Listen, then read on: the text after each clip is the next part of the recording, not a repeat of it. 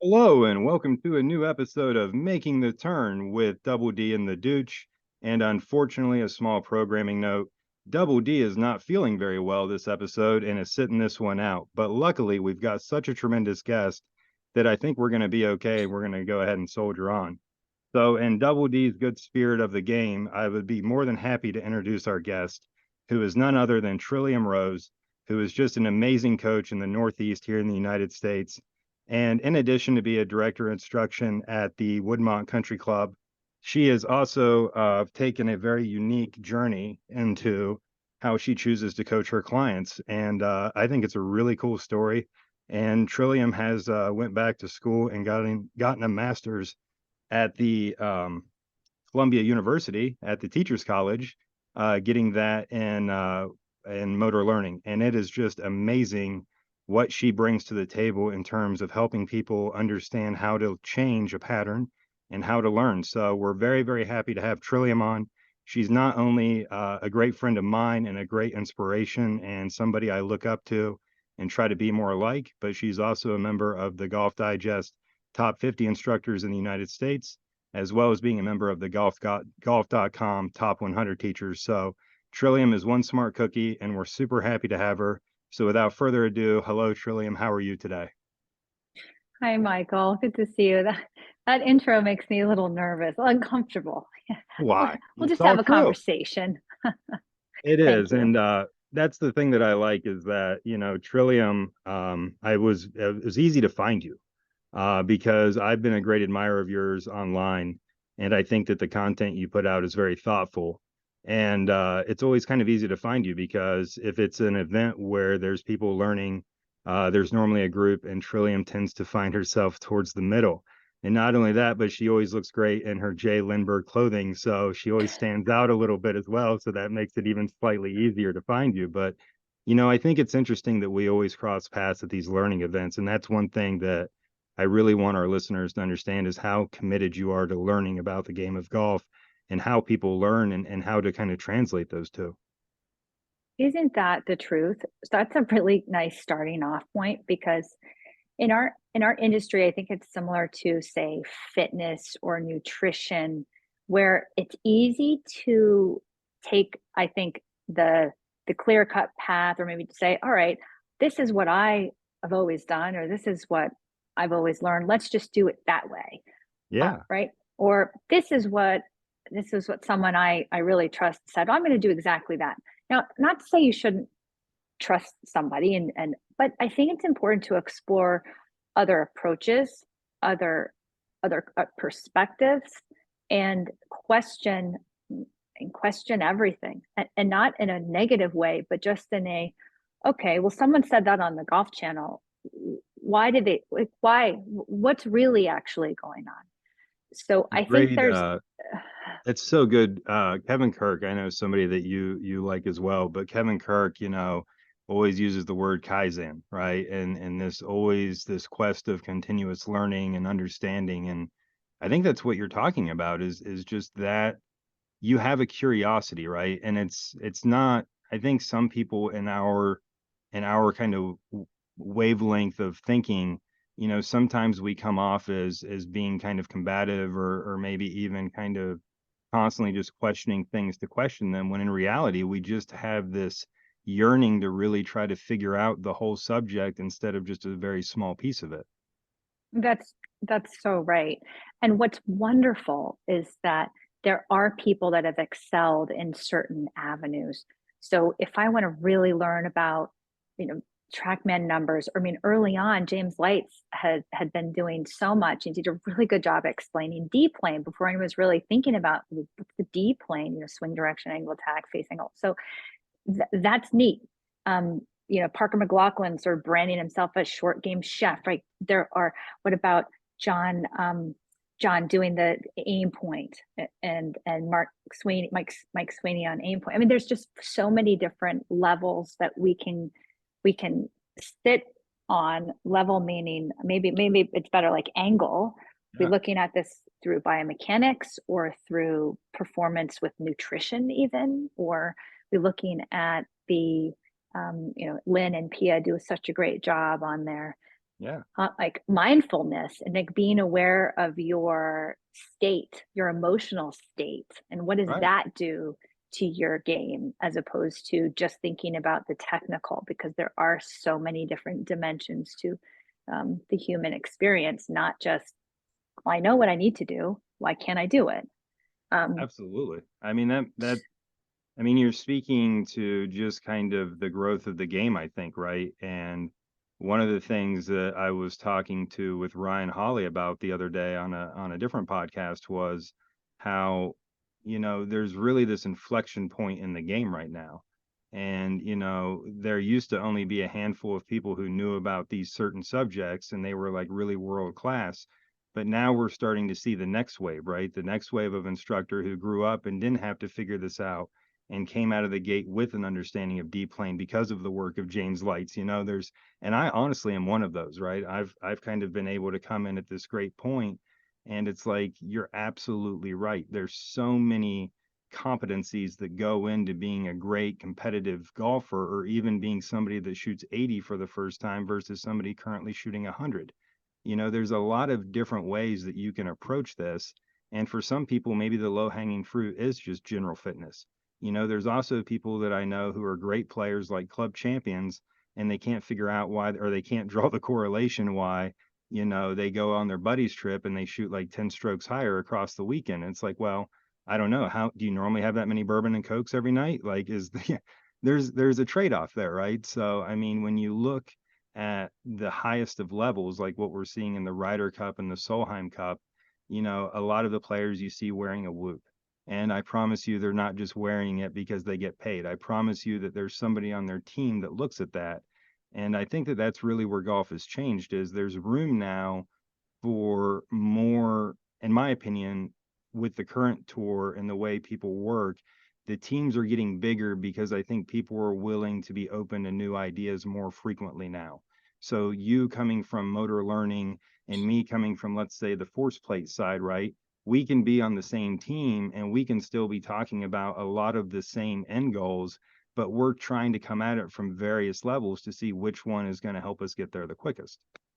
that's right. And I think we should recognize Dave Phillips and um, um, Greg Rose for what they did with TPI. I think they took a really great kind of holistic approach from the beginning. They said, listen, everyone's talking about the club and the ball and the swing, but what about the human body? And what about the testing the human body and where we are on that? Let's explore it. And they kind of took that next level um, in terms of having a team, checking. I mean, they're looking at blood work, they're looking at all Right. kinds of things, 3D. So I really It's appreciate how many ways there are to kind of measure ourselves and to kind of thoughtfully put a comprehensive plan together. I don't know that this is widely known, and I think I'm okay talking about it, but I think it might be fun because I know that you know a lot of the same people I do, and obviously I love the guys at TPI. I think Greg is awesome and Dave is awesome, and I was fortunate this past year at Augusta to walk the last 18 holes on Sunday with Dave, which was really really cool to watch him there with John obviously getting it done. So that was just mega cool. So I obviously appreciate those. But do you know kind of what the genesis for TPI was? My understanding is the genesis was the the body itself. I mean, exactly the issue or the concept. Like the So, concept was people getting hurt, and yeah, you're asking right? someone to do something that their body can't do For or sure. shouldn't do. Or if we're asking someone to put a ton of torque and speeds in certain joints, can we make sure that they have the range of motion and the stability and the mobility to do that before we ask them to do it? For sure. So the first guys that really kind of looked at this were the Australians. So I don't know if you've seen it on Netflix yet, but you can go and watch the America's Cup.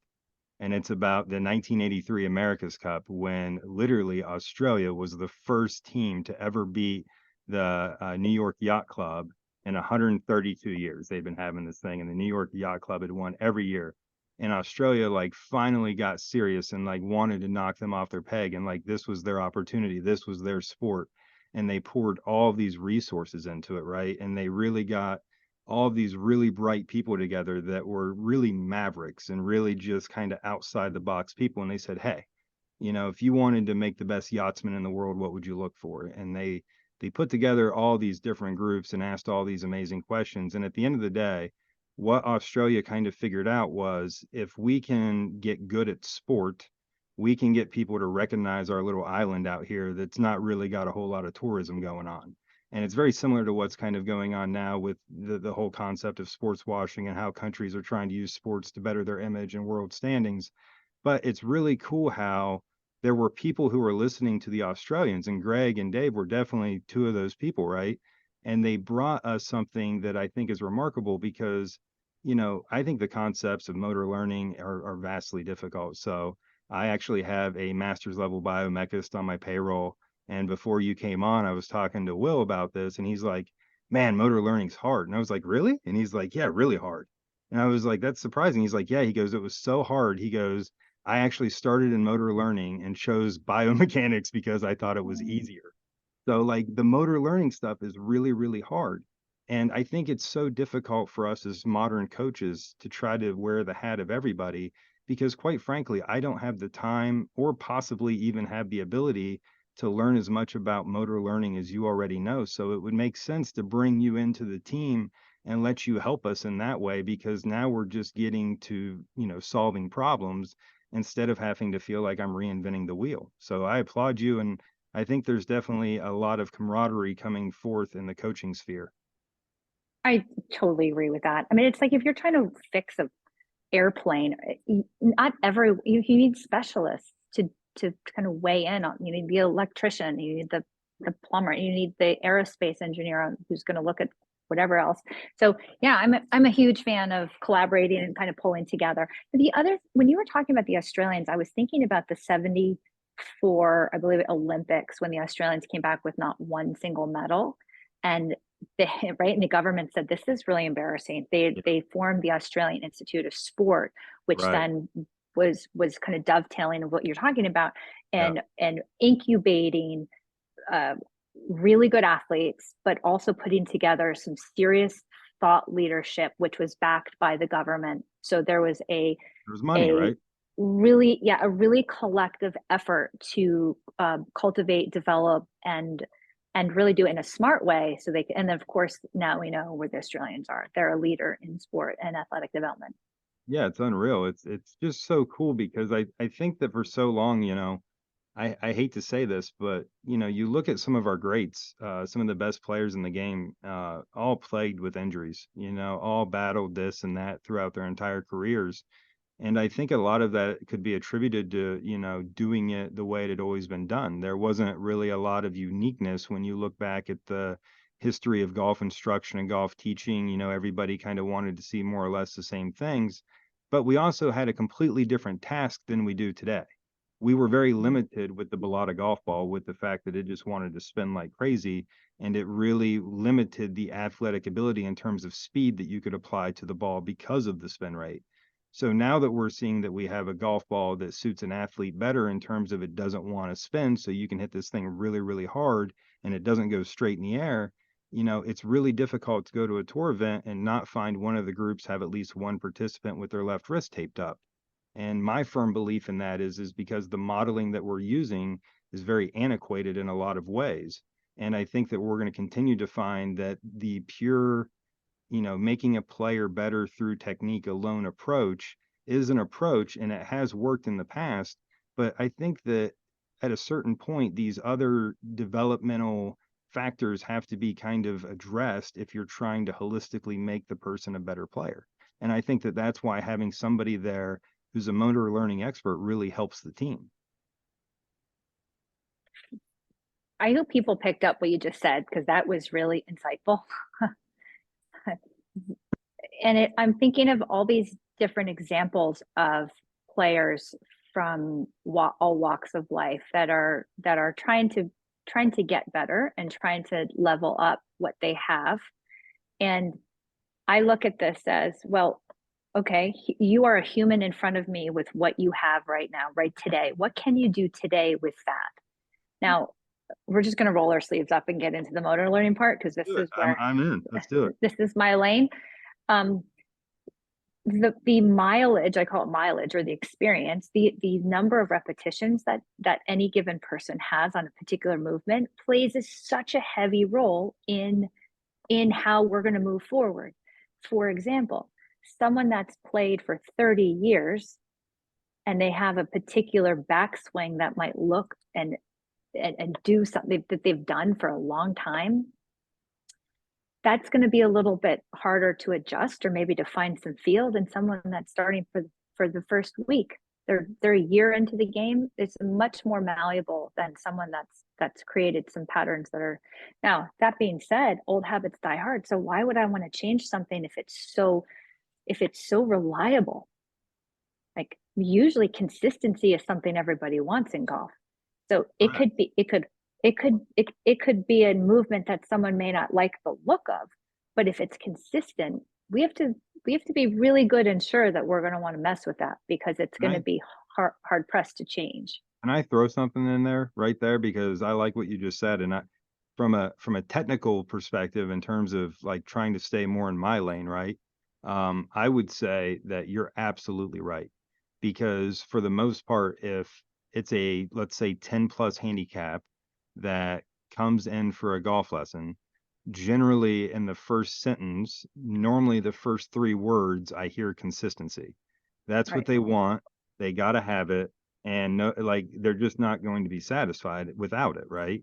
And at the end of the day, generally speaking, before they get the chance to tell me that, I've already had them hit some warm up shots and I have it there on TrackMan or Foresight or whatever launch monitor I'm using at the time. And the funny thing is when you look at the standard deviation of, let's say, their club path, it tends to be very consistent onto itself, right? So the standard deviation Totally. is very, very small. And then when you start breaking it down and start really looking at the individual metrics that make up their golf swing, to your point, they may not like the look of it. However, it is very consistent onto itself. So the interesting thing is helping them understand that they are very, very consistent. And with this pattern, this is what it's going to produce, right?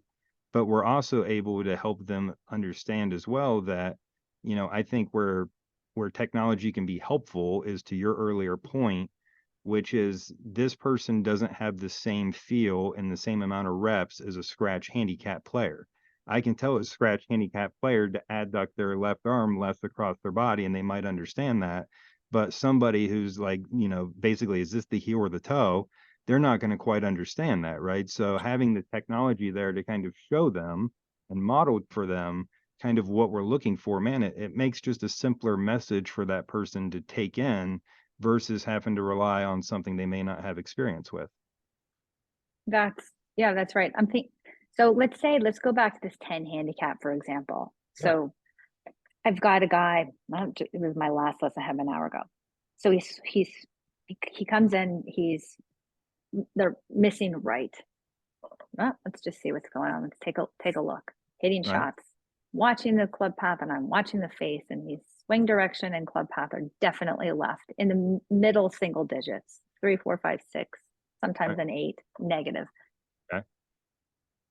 So I'm looking at his wrist at the top, and he's got it in full extension, toe of the club straight down. Okay. So that in itself doesn't bother me, but you certainly don't see it a lot on the high level players because why? Because then they've got to get it back into flexion coming down. So it's a lot of moving parts. Guy doesn't even play that much golf or practice that much. So I'm weighing that in too. And he's all feel. Tennis player, technique is not on his brain, but like if he can think ball flight, change direction, he can usually kind of find something in his Yeah. athletic kind of system to do it. Right. So I did mention well, you're steep with an open face.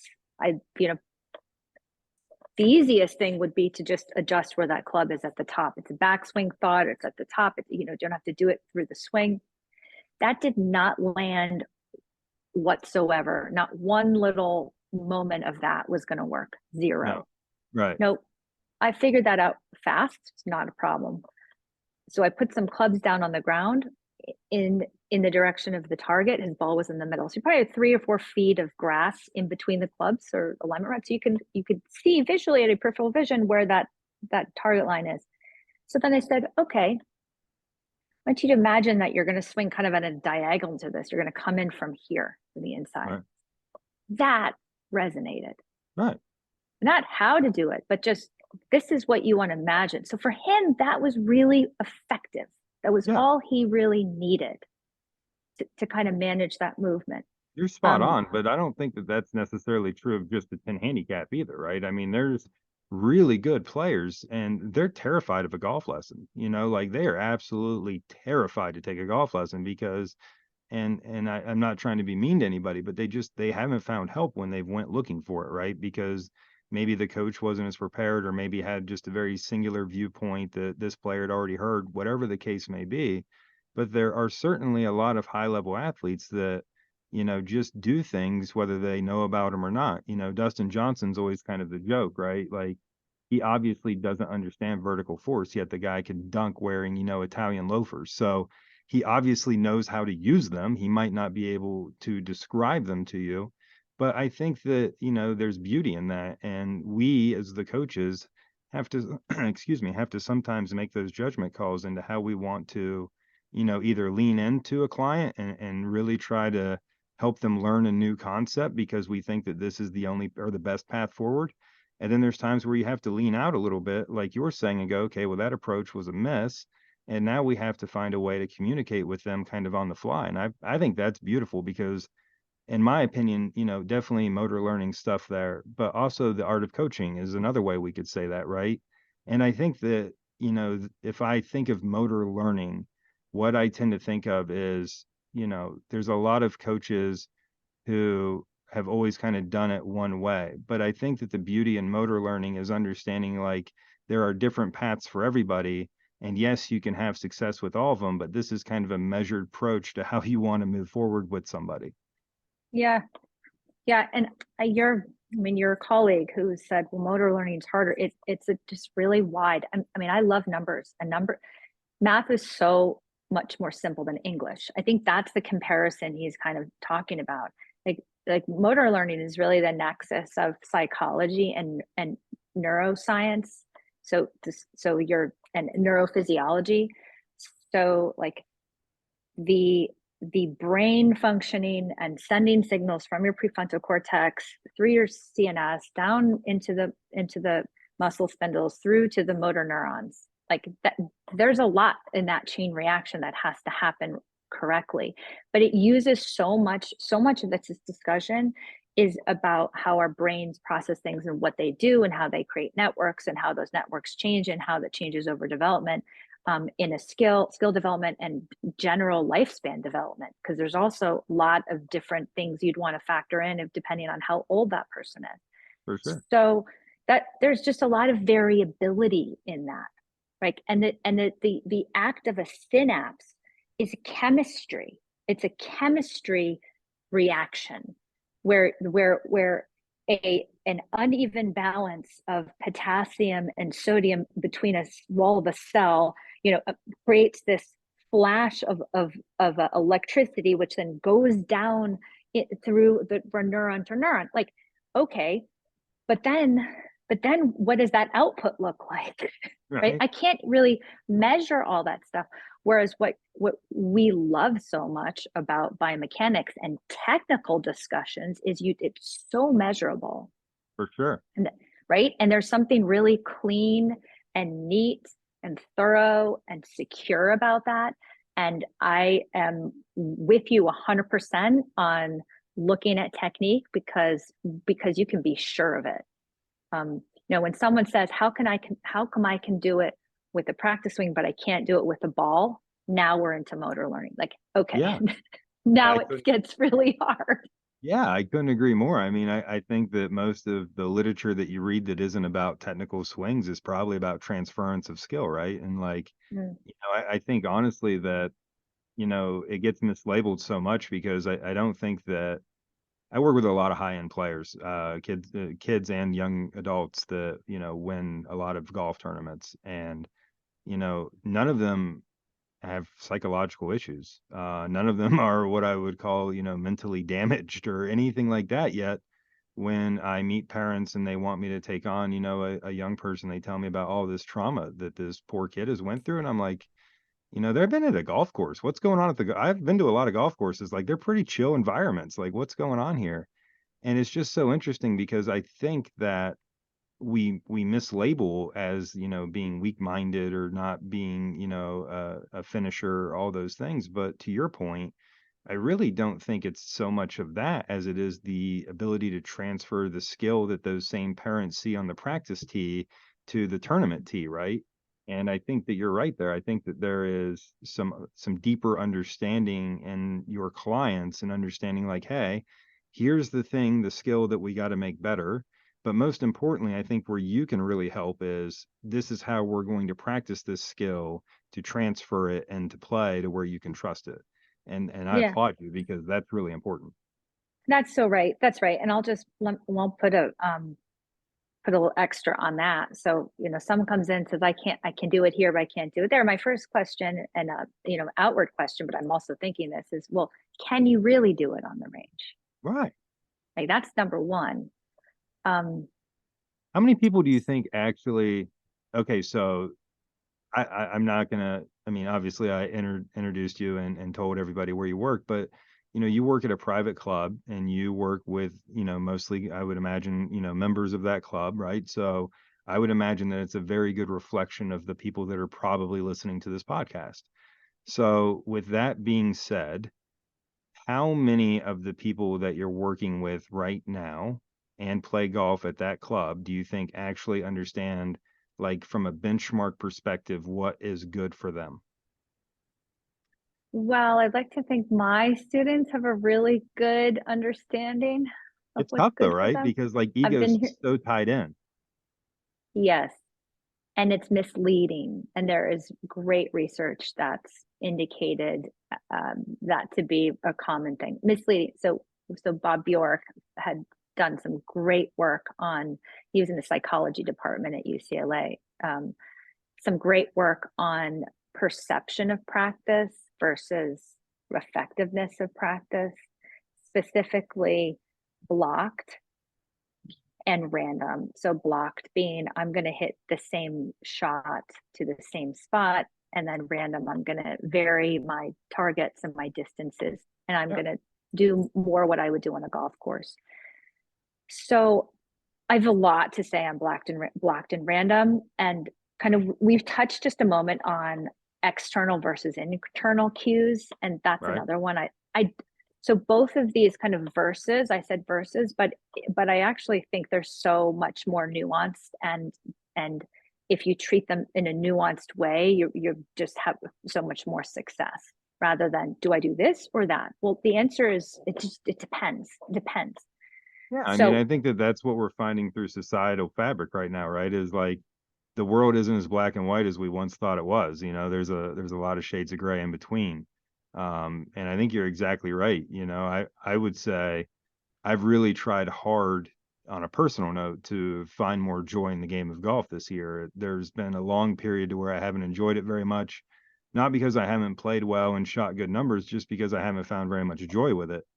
So I've been carrying less than 13 golf clubs in the bag, and I've been playing golf courses, that are more fun and user friendly and shorter. And I've really been having fun. But I think to your point, and what I'm trying to say is that for such a long time, I've been so technical, and I've tried to be almost like a surgeon when I approach golf. Because that's kind of how I tend to think of golf with my role and what I do. However, when I go into player mode, it's really hard to perform at a high level and to have all those internal things going through your head because we need to be, creative and able to adapt and able to process large amounts of stimuli on the golf course. And when you're trying to be all uptight, it just doesn't leave a lot of room for that. So I think that there's a time and a place to where my technical precision, I can lean that into that part of me, But there's also times, man, where you're hitting one out of, foot high rough and the ball's chest high, and like throw the math out, you got to figure out a way to get this thing kind of back into play. So I love what you're saying there, because I don't think that very many people look at it that way. I think that they try to be this or that, red or blue, whatever the case may be. This is a lot like music and other sports too. Like, let's say you've got a couple measures and you play the violin, and it's a technical maneuver with your fingers and the string and the sound, and you keep getting caught up on it. Well, okay, that would be a good idea to go back to those and really feel in your fingers how that's supposed to feel. Get that right over and over. Block practice, feel it, get it right, but also be thoughtful while you're doing that initial practice to really work through what that progression has to do. What does that have to feel like? Same thing with delivering the club. I mean, I'm so into the wrist angles and wrist and how you move the club with your wrists through impact. I'm kind of a stickler through that, because A, you could get injured, but B, if you're trying to deliver a club solidly and efficiently, you do need to have certain parameters. You just do. There's just physics involved. So how we go about that is one thing. So then you get your repetition, you get your feeling on that. You can kind of make it flow. Well, then let's add that to the larger scope. Let's add the rest of the piece so you can kind of blend it in. So you're going to play it. Does it then fall into place? But you don't want to be in a spot where you're like, okay, I'm coming to now I need to lift my finger here. I need to press harder there. Like, this is reminding me of golf thinking too much. Like, overthinking isn't productive. Overthinking, No. if you've already done your work, which you have in golf, it's not a great addition to your brain when you're kind of going back to that online processing where you're like either over controlling or over analyzing. It's one thing to do it afterwards, after you hit the shot and you're like, okay, I know what I did, I want to kind of work through, but you do that to get the feel back. The feel is what we need when we're playing, not What I the hear you think. saying too is, and I think there's some real beauty in this, is that, I think it's really important that we approach our practice with some intention, right? And I think that that really doesn't happen very much. And what I mean by that is like intentional practice, right? Like, okay, I've done my warm up and I notice that my club path is, let's say, a little more rightward than we would like to see it. Okay. And okay, cool. So my intention is that I'm going to hit the next 5 shots. And after those 5 shots, I want to see that that club path on average is shifted more to the left. But I don't think that we really see that, right? I think we see people that get lost in the result. And as long as the ball winds up close to the target, the ends tend to justify the means. And they kind of fall for that trick time and time again. And they think that they found the secret that they've always been missing every time they go to the driving range. And then just as quickly as they get to that first tee, they realize they didn't really learn anything in that practice. And they're just as lost as they've always been. So, Yeah. I You think hit that, the nail on the head with the word intention. It's probably where we should have started, because that is you can't go anywhere with change. You can't make any changes if you aren't clear on what your intention is. right, I agree with you. So I have a question, So because I want to get this in, because I think this is where you really get to shine a little bit. So I'm going to ask you to put on your motor learning. I hate to use the word expert, but I'm going to go ahead and cheat a little bit because I can't think of a better one. But I'm going to say motor learning expert hat on. And from the motor learning perspective of things, what are you looking at right now? And what do you think is going to be really important in terms of motor learning in the next 3 to 5 years? I am looking in my own time, outside of my lessons. I am looking carefully at the group of people that have already committed to wanting to change. They know they want to change. They're committed to it, but they need to find out what to do and how to really be there. So not the people that are struggling to get motivated to practice, or they don't like practice. I'm talking about the people that are like, boom, I got to practice. All right, now what do I do? Yeah, you're high Now, achievers. yeah, the high achievers are, the operators, the people that actually will get there. And I'm looking at this not entirely through a golf lens, but through a motor learning lens. Sure. And this applies to just behavior in life as well. So that's where I'm spending a lot of time. And number one is the intention. And the second step after that is really understanding where you are with something and where you want to be with something. Right. And I think that's beautiful too, because I get frustrated because there's a lot of people that mean well in the coaching space. And they constantly tell me that you're not allowed. Sorry, our phone's ringing there. And they constantly tell me that you're not allowed to ever ask a young person about what they didn't do well with, right? You're only allowed to focus on the positives, and it's got to stay all positives. But I think that, that's good, and there are people that need to balance that some. But at the end of the day, you have to be able to reflect, because if you're not reflecting, then where was the intention to begin with, right? Like, if you're not going to set an intention and then go back and say, did I reach that? Then the intention is kind of like a wish at that point, and it's not really going to add up to much at the end of the day.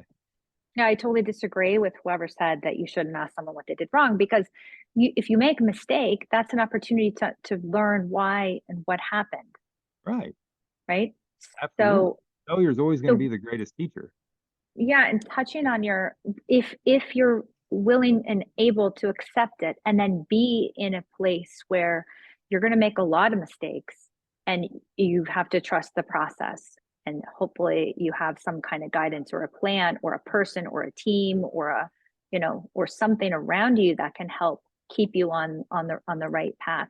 So when you said that people get a either they get distracted by outcome, or they'll use outcome as their kind of feedback as to whether they did something correctly or not. I think it's misleading, like you said, and not that somebody can't figure out how to hit the ball and have it go up in the air. Uh, not, not that they have to have lessons to do that. And there's plenty of people that are great golfers without thinking too much about Right. this, that, and the other thing. I mean, gosh, last time I was in Scotland, and I introduced myself as a golf pro, this was in 2001. I got a lot of weird looks. Yeah. And maybe, I don't know if it was because I was a female. I didn't get that. I got the impression more like, you're a golf, you teach golf. Like, that's What? what, yeah, what? We just go out and I got the play. same thing. Yeah, I hear you. They were very bamboozled by what I did for a They're living. like, what? You help people play? We just tell them to go out and they figure it out. Like, Yeah. like our people are not that Okay. dumb. They just go and Okay, do you it. did it. You're talking about one of my favorite subjects, which is golf outside the United States. When I was over for the 150th playing of the Open, which was amazing at St. Andrews. I had never been, so it was my first time. But when I was there, it was staying light until like 10:30 at night. It just stays light forever. And believe it or not, the place I was staying just outside of St. Andrews was a golf course right across the street called St. Michael's. And I was like, well, I'm going to have to do that eventually. So they didn't have any rental clubs. It was just a very public kind of rustic golf club. And I played with a Ping Rapture hybrid, some kind of 6 iron that wasn't very good, a Ping I2 6 iron or something like that, and some wedge that I wish didn't have the grip it had because it would have been better. And I played with just these guys that were like factory guys, and like they just got off work and they had a couple beers with them, and we were just out for a walk, and like they were not good golfers. And I don't think they would take offense to that because they told me that repeatedly.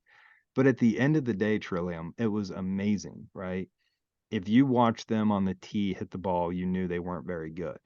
But once they got within about 150 yards of the pin, dude, they started flighting these shots down and hitting these creative bump and runs, and like just it didn't look like what we do over here in terms of golf, because the setups are so much softer and it's a little more targety.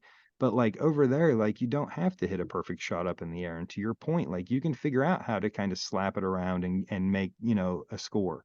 And man, is it freaking cool and beautiful, because I thought it was just amazing, because realistically, those guys showed me more control of the golf ball than I see most scratch players here in the United States have. And I mean that in all sincerity.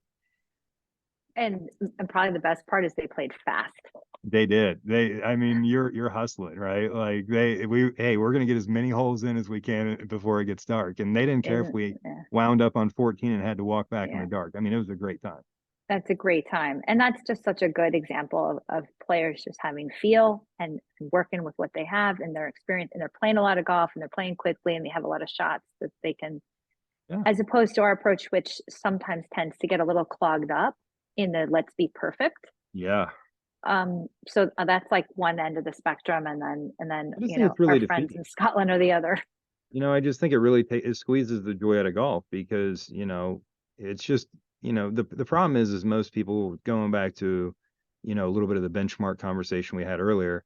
Most people's benchmark is like 20 minutes of PGA Tour coverage on a Sunday afternoon, right? And it's basically a highlight reel that they present as a golf tournament. And that's just really not how golf works for people. And I think that when they see that, and then they see a guy that quote unquote doesn't look all that athletic, which is completely not true, but that's what gets said. I think that they're like, oh, well, I can do that. And then they get Mm. out there and they pretty quickly find out that it's a different game altogether. Here's another issue on that point that I think I see, which I give a lot of grace to the people that are feeling this because I can understand what it must feel like. I'm learning tennis and I'm in development, 2 years I in. love it. So I'm having I'm a learning lot of very, drums. very cool, Yeah. very cool. So I'm making mistakes everywhere. But when we are, let's say, you're playing and you realize, okay, you need a certain aspect, like you need to be hitting up on it, for example, on the driver. Let's say Right. you're hitting 8 down and you're hitting these low, they're landing at like 180 and then rolling to 250. Right. That's going to be a problem in some golf courses. um okay, so adjusting someone's setup or giving someone a different ball position or feeling like they're doing something different, the player may feel like that's an astronomical change. They may feel like that is completely upending their whole deal, right? Yep. The deal with the feel. So from from the outside perspective as a coach, you say, well, this is not that big of a change, but your feel, I respect that your feel is so different. So the question then comes, well, are you gonna just gut through it, or are you gonna shy away and say, I can't because it's too disruptive? And this Yeah. is where I come in and say, well, you're gonna have what you always have. Like you're always gonna have that 30% miss where you're never gonna carry that water on that hole Right. if you don't change, right? And talk about versatility playing in other courses around the country or world. You're going to come into some situations where you're going to want that shot, where you're going to want a shot with your wedge that actually has the ability to go up rather than just bump and run. You're going to putt everything from 50 yards out. Like you're going to want some other skills. So, Yeah, like, for in other sure. words, someone has to decide how much they really want it and then actually commit to the process and put the time in and really be okay that there are going to be a lot of misses. It's really uncomfortable, but in order to strategize and to pull it together, you have to be focused on technique initially and you have to commit to it and you can't go back to the old way. Yeah. No, I completely agree. It's difficult. I get frustrated sometimes because, I do work with a lot of just, 10, 15 plus handicaps, but I also have the extreme honor to work with some of the best players in the world. And people always make comments that, well, if I had that player, I'd be a great coach too. And I go, really? Well, what would you tell them? And it's they get quiet pretty quick, right? And it's like, the better the player, the harder it is to really try to help them. But what I learned helping better players has really helped me help everybody else, because at the end of the day, when I look at a golf shot, it's not a standalone event. What I'm trying to see is I'm trying to see the pattern that led to that shot, right? So like for a lot of good players, let's just say, right? They hit a lot of really great shots on the range, and then they're like, "What do you think of that, pro?" Right? And it's like, well, that looks really nice. And I would be willing to bet out of 100 shots, you probably do that about 20 of them, which is great. But the issue is that the 30 that you hit that are really, really bad out of that pattern are unplayable and they make you get another ball out of your bag. And the magnitude of your miss out of this pattern is really what's holding you back as a player. So we can keep trying to hit it to 2 feet every time, but it would be much simpler to help you stop making six, sevens, and eights than it would be to teach you to make more two, threes, and fours. So Yeah, it's like just trying to help people sometimes like understand that we're not saying that you can't hit a good shot this way. You can. But when we look at the overall pattern behind that, yeah, you got away with it there, and you might want to go play the lottery tonight, but you're not going to be able to live and die with that because it's just going to create this huge magnitude miss that takes you out of play. that's right. This is where I like Arcos because it gives you on course data, Love it. and then you can look at that and say, well, like the other day, I was looking at a player and he's telling me that it's his chip shot, the short game, blah blah blah. And I look at him, noticing his tee shots were awfully short. And then I started looking at the dispersion, and I thought, well, geez, here we are working on your short game, which I call that defense. Right. Your offense would be off the tee because you're giving yourself 240 through 220-yard approach shots, Yeah, nobody's which going to is live with that. no. And so, of course, you're going to have a wedge in your hand because that's a pretty hard club to hit from the green, especially where you've been hitting your drives. You're not in the fairway. So No, you're that gave exactly me right. so it, he had never mentioned wanting or needing to work on his drive. He always said they're fine. So when someone comes to me and they say something, I mean, I'm listening to what they're saying, of course, but I don't always really know unless I have some data or something, some evidence to kind of base it on. Absolutely. So, you know, a question that I'm really interested in, I've got one more after this, but we've spent some time together and it's been wonderful. And I just really appreciate you coming on because you're so insightful. But think back, Trillium, maybe 10, 15 years ago, you as a coach, right? And I would imagine that that was quite a bit of a different coach, right? But I want you to think back 10 to 15 years and then kind of fast forward to today and kind of doing this podcast and maybe your lessons this morning. But how did we get here? How did we go from where you were 10, 15 years ago to where you are today? What would you say is like the biggest learning that you've had over that time and what's helped you get to the person you are today? Okay, so there's always a lot of stuff that I'm learning and getting better at. But the biggest thing that's really stands out in my mind when you're asking this is my realization and understanding that just by communicating to someone what they need to do isn't enough. And when they leave my lesson tee, they may or may not, they may or may not have a understood what what just happened or be able to then carry on with what we were doing by themselves. And so that really was the impetus for me to go back to school to help people to really figure out what are the silver That's bullets of such a learning. badass thing, by the way. Like, that's so badass, Trillium. Like, that really is cool. Like, I really do think that that's the one thing, man. Like, I mean, to a way lesser degree, I did not go back to school, God help me. But like, to be able to stop yourself in your tracks and go, hey, I got to get better at this thing, and then to commit to getting better, and then showing up and like looking people in the face and going like, hey, I got something better now. Let's try this. I mean, dude, Showing that up. is badass. That is badass. I Showing don't up. care what anybody says. I'm showing up. Yeah, you gotta show up, Michael. You You gotta do, show man. You kill that. up. So I love the fact that you're always learning. Like I mean, I think that every coach is going to say that, right? And then for you to take such a serious intentional path and wanting to understand, one of the mechanisms so much better. I mean, I think that's really, really cool. So the big question that's always the hard one, right? And I know that there is an answer because you're a professional coach and obviously results matter.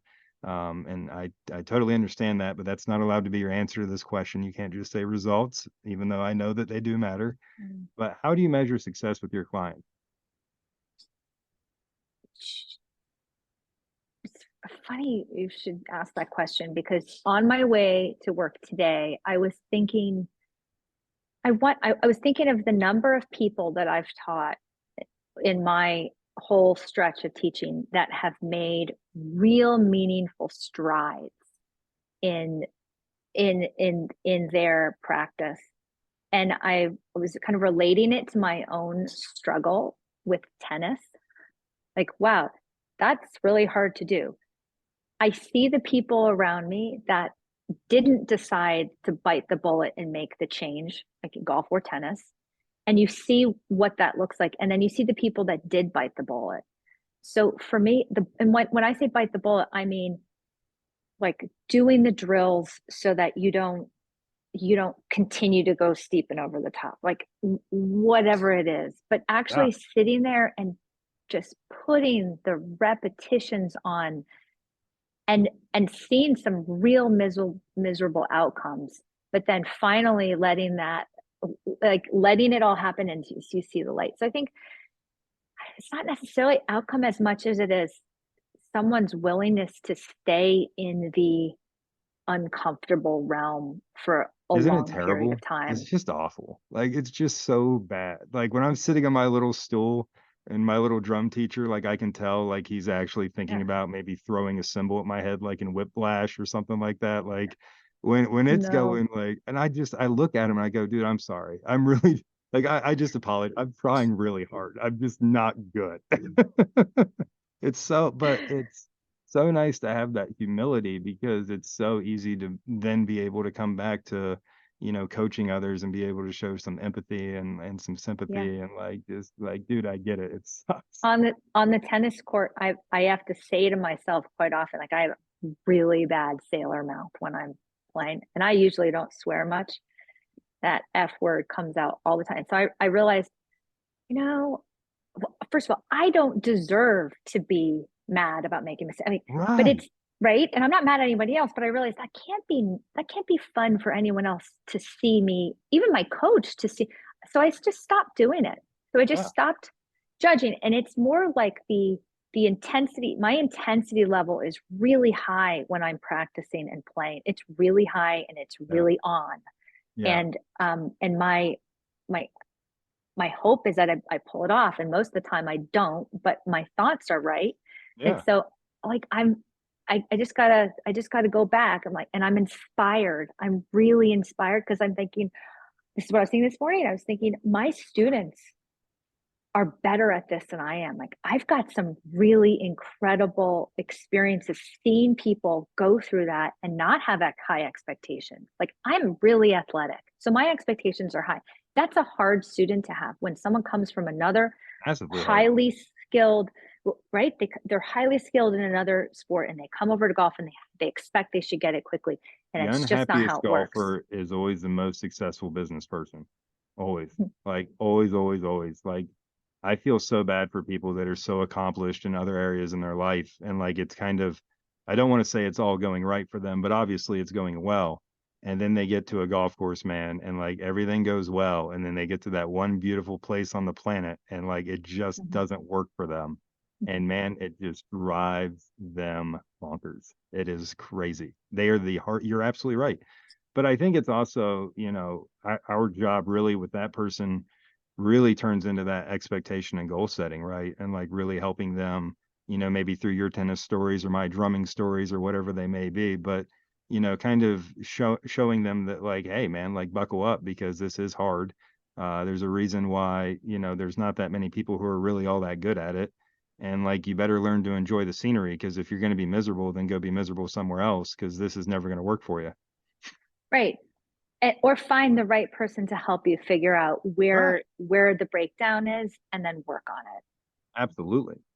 So, man, that was fun. I know that we are out of time, unfortunately. I could, and I will. I'll end up texting Trillium about 15 minutes after we end the Zoom call, and we'll keep the conversation going. But it's been great having Trillium on. I really do appreciate it. I got a text message while I was doing this from the Double D, and he is not feeling well. So we wish him a speedy recovery. We hope he's doing well, and he will be back during the next episode. So please do me a favor, make sure to go and find Trillium Rose on Instagram. She does an amazing job. Everything she does is very professional and very well done. And if you are in the Northeast area and looking for a great coach that can definitely help you put together a plan to see your best results, I can't recommend Trillium enough. So Trillium, do you have anything you'd like to say to send this off? Oh, Michael, thanks so much. I like seeing people get better. So if there's a will, there's a way. I love it. That's great. So thank you again to Trillium. Thank you to everybody for letting us borrow her for just a little while. And that's it for us. So make sure that you go ahead and download this podcast and subscribe. And then you also can find the full videos on our YouTube page at Making the Turn. Thanks so much. And until next time, keep grinding.